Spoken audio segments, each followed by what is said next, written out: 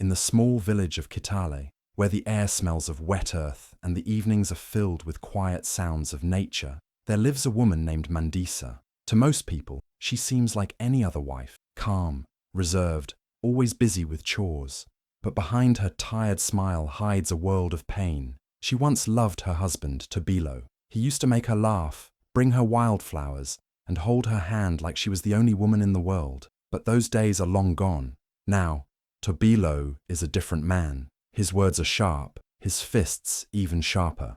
The man who once promised to protect her now makes her flinch at the sound of his footsteps.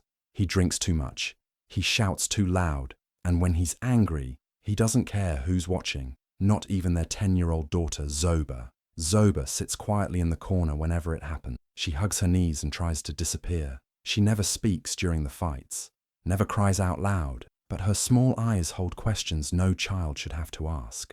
Why is Daddy hurting Mummy?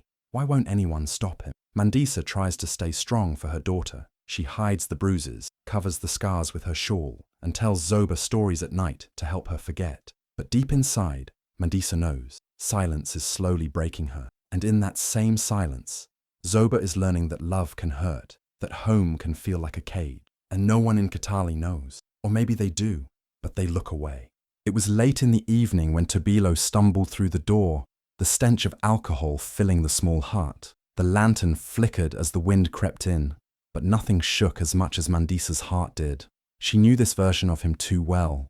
The slurred voice, the angry eyes, the unpredictable rage. She had been hoping he would come home calm, but hope had betrayed her too many times. Mandisa tried to speak, to greet him softly, maybe calm the storm before it started. But before she could finish her sentence, Tobilo's hand grabbed her hair with such force that she gasped in pain. In a second, he was dragging her across the cold, muddy floor, her body scraping against the ground, her cries swallowed by the silence of the walls. Zoba saw it all. She stood frozen near the wooden stool, her tiny hands trembling. "Stop, Papa!" she screamed, her voice breaking, but Tobilo didn't stop. He didn't even hear her, or he just didn't care. His anger was louder than her cries, his cruelty stronger than any father's love should be. Mandisa's dress tore as he pulled her, her knees bleeding from the sharp stones in the dirt. But the worst pain wasn't in her body. It was in her heart. She saw her daughter's face, soaked in tears, filled with fear. And in that moment, something inside her broke more deeply than ever before. No one came. No neighbor knocked. The walls didn't speak. The night just watched. After Tobilo finally let go and disappeared into the back room, the silence felt heavier than his fists.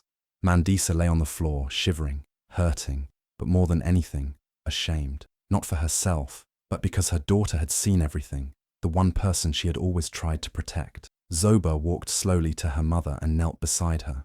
She didn't know what to say. She just placed her small hand on Mandisa's arm. It was warm. It was love. And in that broken moment, mother and daughter knew something had to change. This wasn't just another fight. This one crossed a line. The rain started falling hard, as if the sky itself was crying. Inside the house, the air was heavy, thick with pain and silence. Zoba couldn't take it anymore. Her mother was still lying on the floor, barely able to move, her eyes full of sadness and apology. Zoba's heart pounded in her small chest, her hands clenched at her sides. And then, without a word, she turned and ran, barefoot, through the mud, with tears mixing with the rain on her cheeks. Zoba ran like the wind, but she wasn't running away. She was running to someone who once looked her in the eye and said something she could never forget. When you see wrong, don't stay silent. That someone was Grandma Chebo. Grandma Chebo wasn't her real grandmother, but to Zoba, she was the strongest woman in the village. She had grey hair, a firm voice, and eyes that seemed to see everything. She lived in a small hut by the big acacia tree, and she always gave Zoba sweet tea and stories when she visited. When Zoba reached her home, she banged on the door with all her might, crying, shouting, "Grandma! Grandma! Please!" Chebo opened the door, her old hands shaking as she saw the little girl standing soaked and shivering in the rain. Zoba couldn't speak right away. She just threw herself into the old woman's arms and cried. Chebo held her tight, stroked her wet hair, and whispered, "Talk to me, my child." Through sobs, Zoba told her everything. The screams, the dragging, the blood. The fear. She spoke in broken sentences, but Chebo understood every word. And as she listened, her eyes narrowed with anger, not the kind that shouts, but the kind that does something. Chebo didn't wait. She grabbed her shawl, tied it tightly around her shoulders, and said in a voice Zoba had never heard before, "Let's go. No more hiding. No more silence." For the first time, Zoba felt something stronger than fear. She felt fire, the fire of courage. It burned in her chest as she walked beside Chebo, back into the night, back toward home. This time, she wasn't just a scared girl. She was ready to speak, ready to fight. The door creaked open just as the sun began to rise, casting a soft light into the broken home. Tobilo sat on the wooden stool, still smelling of alcohol, his eyes dark and tired. He didn't expect anyone, especially not who stood at the doorway. Zoba walked in, her small feet still muddy, but her steps firm. Behind her stood Grandma Chebo, and next to her was the village chief, a tall man with serious eyes and a deep voice. The silence in the room was sharp, like a knife waiting to cut. Mandisa, still bruised and sore, sat quietly in the corner. Her eyes widened when she saw them. She couldn't believe it. Her little girl had gone out in the middle of the night and come back with help. Tobilo looked up, confused. "What is this?" he mumbled, his voice rough. But before anyone else could speak, Zoba stepped forward. Her voice was soft but clear, shaking a little but brave. "Baba," she said, looking straight at him, "if I grow up and do what you did to Mama, will you be proud of me?" The room froze. No one moved, not even the chief, not even Chebo. Tobilo blinked, stunned. His mouth opened slightly, but no words came out. The question hung in the air like thunder about to crack. Zoba's eyes were filled with tears, but not fear, not anymore. She was standing tall, carrying the pain of her mother, the silence of her nights, and the strength of every word she had swallowed. Mandisa covered her mouth, a sob escaping her lips. She had never seen her daughter so bold, so powerful. Grandma Chebo stepped forward and said, "This child has spoken the truth, and we are here to make sure she's never hurtful." The village chief nodded. "Violence has no place in any home. Not here. Not anymore." Tobilo looked down. For the first time, he saw himself through his daughter's eyes, not as a man, not as a father, but as the monster he had become. And in that moment, something shifted, not just in the room, but in the story of their life. Because one little girl had dared to ask one powerful question, and everything changed. The sun was higher now, warming the roofs of Kitale, but something else was rising too. The voices of the women. Word had spread quickly. Whispers turned into talk, and talk turned into footsteps. One by one, the village women began gathering outside Mandisa's home. Some came with babies on their backs. Others came from the fields, still holding their tools. But they all came with one thing, anger mixed with courage. For years, many of these women had heard the screams behind closed doors. Some had faced the same pain. Others had looked away, afraid, telling themselves it was not their business. But today, something was different. Today, they saw a little girl walk into that house with fire in her eyes. Today, they saw that silence had already done too much damage. Grandma Chebo stood tall at the front, her shawl blowing in the breeze like a flag. Her voice cut through the air like a drum beat. "We have watched our sisters suffer too long. We have buried our voices too deep, but not anymore. Mandisa will not fight alone." Mandisa stood in the doorway, her eyes wide. She had never seen so many faces turned toward her with kindness, with power. Zoba held her hand tightly, proud. One woman shouted, "We want justice." Another added, "He does not speak for our men. We are not afraid of him." And the chief, standing beside them, nodded slowly. "It is time," he said. "The law will hear this." The crowd grew. Even young girls stood on tiptoes to see what was happening. Boys watched in silence, learning something powerful, that real strength can come from standing together, not hurting others. For the first time in a long time, Mandisa felt something lift inside her. Not fear, not shame, but hope. She saw her pain reflected in the eyes of others, but she also saw a promise that they wouldn't let this happen. And just like that, the home that once held only hurt became a place of unity. The village had once stayed quiet, but now its women were loud, and their voices shook the ground. The morning air in Kitale was thick with tension. People had gathered again, this time not just to speak, but to witness justice. The police truck rolled into the village, its tires kicking up dust. For years, No one had called them for matters like this. For years, men like Tobilo had done what they wanted behind closed doors. But not today. Tobilo stepped out of the house, slowly, confused and unsteady, still rubbing sleep from his eyes. When he saw the uniformed officers standing at his gate, his face twisted with pride, then anger, then fear. "What is this?" he growled, looking around. "You can't—" But they could, and they did. 2 officers walked straight up to him. One read the charges. "You are under arrest for assault and domestic violence." The other pulled out handcuffs. Tobilo tried to resist, but the chief stepped forward and said firmly, "You've already done enough damage." The crowd didn't cheer. They didn't clap. They watched in silence as Tobilo was handcuffed, as his pride turned into shame. He was dragged through the same dirt where he had once dragged his wife. His feet stumbled. His eyes searched for sympathy, but found none. Mandisa stood at the door, Zoba beside her. This time, no bruises covered her mother's face. This time, there was light in her eyes. Zoba didn't look away. She didn't cry. She didn't run. She stood straight, her little hand resting on her mother's arm, watching as her father disappeared into the truck. She wasn't afraid anymore. What she saw wasn't her father. It was a man facing the truth of what he'd done. As the truck drove away, Grandma Chebo put her hand on Zoba's shoulder and whispered, "You were brave, and because of you, your mother is free." Zoba didn't say anything. She just looked up at the sky where the clouds had finally parted and a patch of blue was peeking through. Justice had arrived, and with it, a new beginning. Not just for Mandisa, but for every woman in Kitale who had ever been told to stay silent. The days after Tobilo's arrest felt like waking up from a long, painful dream. The house was still the same walls, the same floors, but everything inside felt different. The shouting was gone, the fear had faded, and for the first time in years, Mandisa could breathe. At first, it was hard. Her body still ached, and her heart was full of memories that hurt too much to say out loud. But each morning, she got up, she made porridge for Zoba, she swept the floor, and little by little, the pieces of her life began to come back together. One afternoon, Grandma Chebo came to visit and handed Mandisa a folded piece of paper.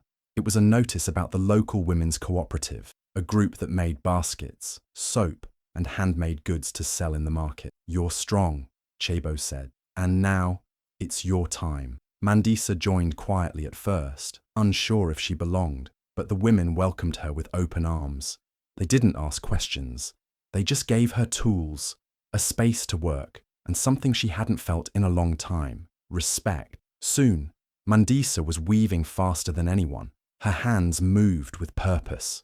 She started earning money, real money, enough to buy Zoba new shoes, enough to fix the leaky roof, enough to save. But more than the money, it was the laughter. Mandisa started smiling again. She would hum while cooking, dance while folding clothes. She listened to Zoba's stories with joy instead of tiredness. At night, they curled up together without fear of footsteps at the door.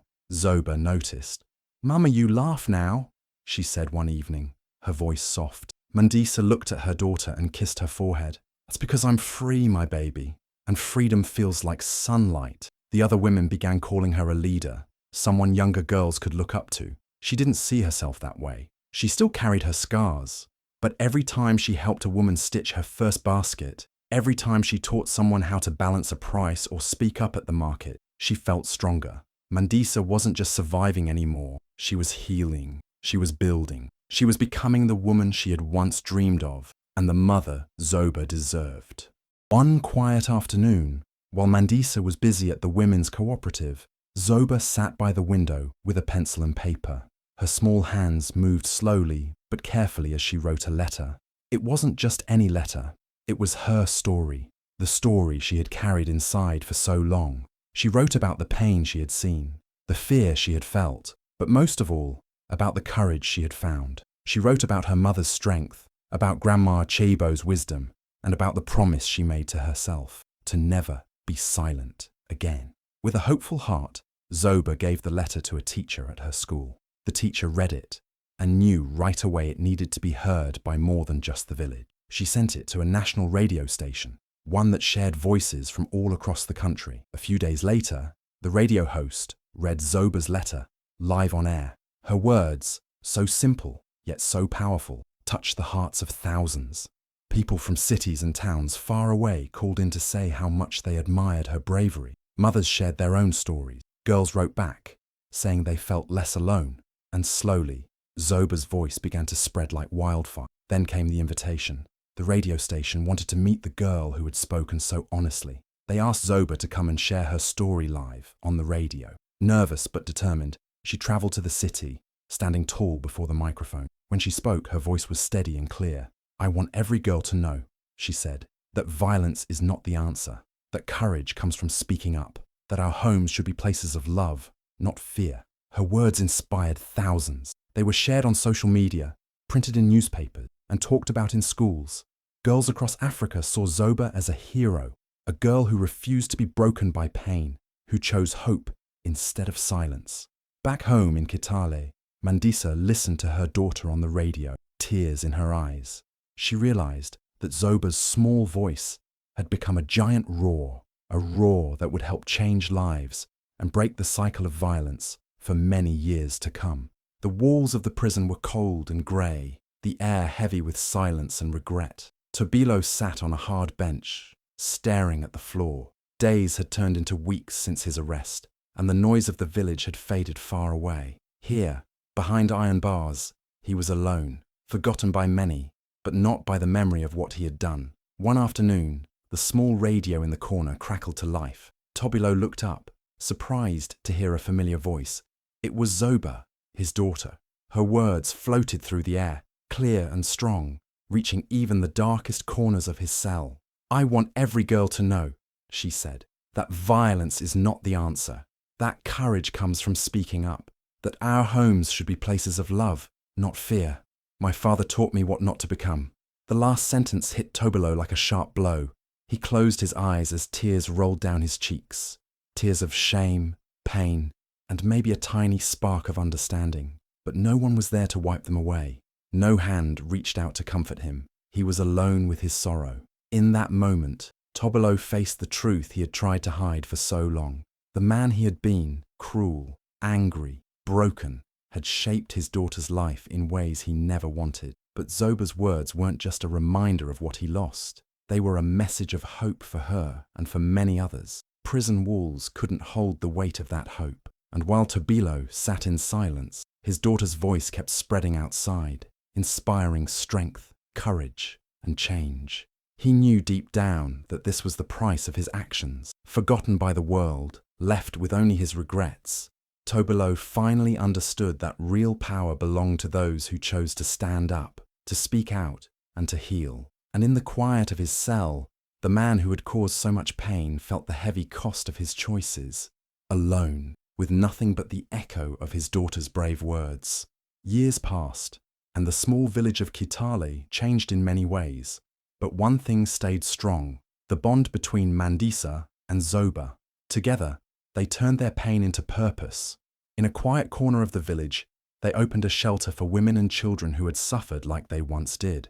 The shelter was simple, but full of warmth, a safe place where broken hearts could begin to heal. Inside, on the main wall, hung a sign that everyone who came would see. "Silence is not strength, speaking is."